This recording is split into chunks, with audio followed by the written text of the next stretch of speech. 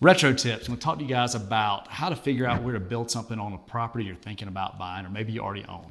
So I'll give you the quick scenario. I have a client looking at a house and they're trying to determine could they build a detached carport next to the house. So first thing you want to do, any good real estate agent is going to help you out with this, but should be able to find the survey on the property if there's one that's been recorded at the courthouse or one's been performed. So if there's not a survey, it makes it a lot tougher to do this. But let's just assume that there's a survey that's been recorded, as there was in this case, and I printed the survey and show it on the other camera. So we printed it out, and this is the whole thing is blown up really kind of small scale. So what we ended up doing is I blew this up, made 2 copies of it.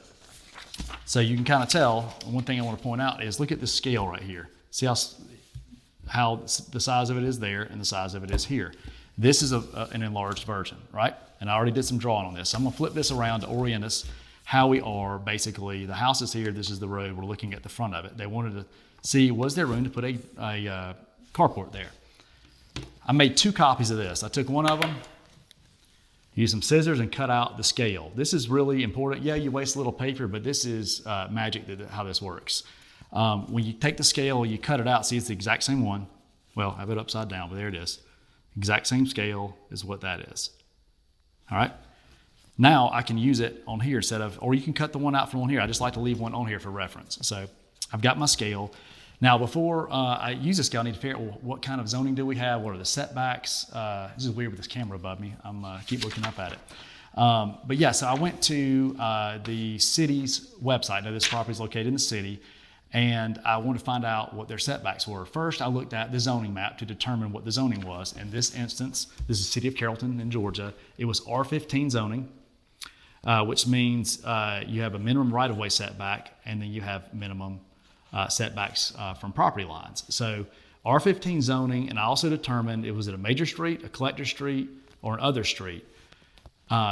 I thought there was another street, and I did confirm. I actually reached out to the zoning administrator for the city and confirmed all of this, which is what you should always do. Don't just assume because you look it up online that you're right. That'll get you in trouble. So I confirmed that it was just a regular street and that there was a 20-foot setback from the street, and then there was a 10-foot setback from the side yard. So sometimes setbacks can be confusing. Sometimes it's from the street, sometimes it's from the center line of the road, sometimes it's from the right-of-way. These are the things that your local municipality will answer for you, and it's different for every single one. The county's different from the cities. City of Carrollton is different from City of Villa Rica, and Carroll County all have different rules on stuff. Some of it's similar, but a lot of it's different. So try it with me on this. I got my little scale here, and this is the house. This house was built a long time ago. It's over 100 years old.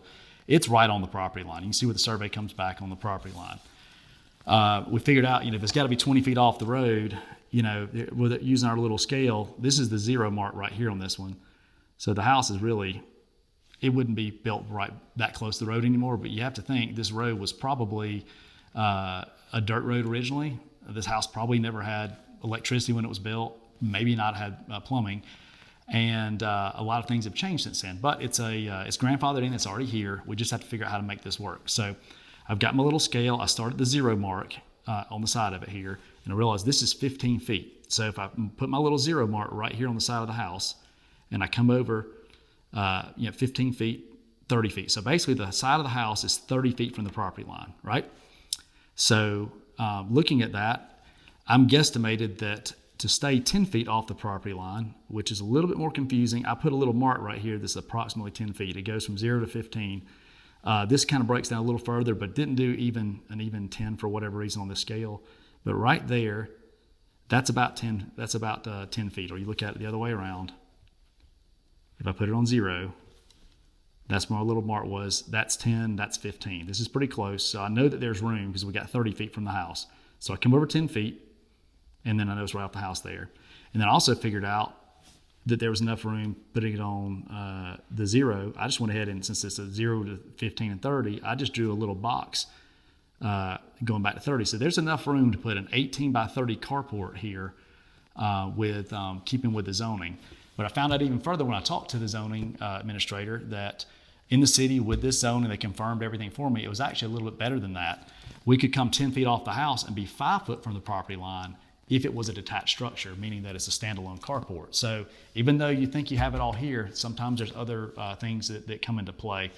Also, always be aware of things like, is it in a historical district or things like that? What if there's a certain tree that's got to be moved? There's a lot of moving parts when it comes to zoning and figuring out surveys, what you can do. But at least this gave me a good idea that it was worth making a phone call to ask, because I used my little measure tool. I did a little bit of research and homework and figured it out. There's a website called Municode that you could also go to. It's supposed to have the zoning for every municipality everywhere. I just knew that I could go straight to the city's website and find it because I'm familiar with that site. So hope this was helpful. If you want to subscribe to our local postcard, we send out every quarter, whether you're local or anywhere in the country. We're happy to send it to you. Send them out once a quarter. It's 5 seconds of fun before you recycle it. But yeah, it's got our whole team on here.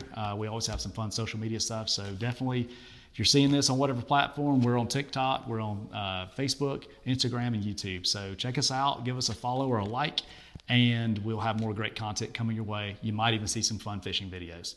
Thanks a lot.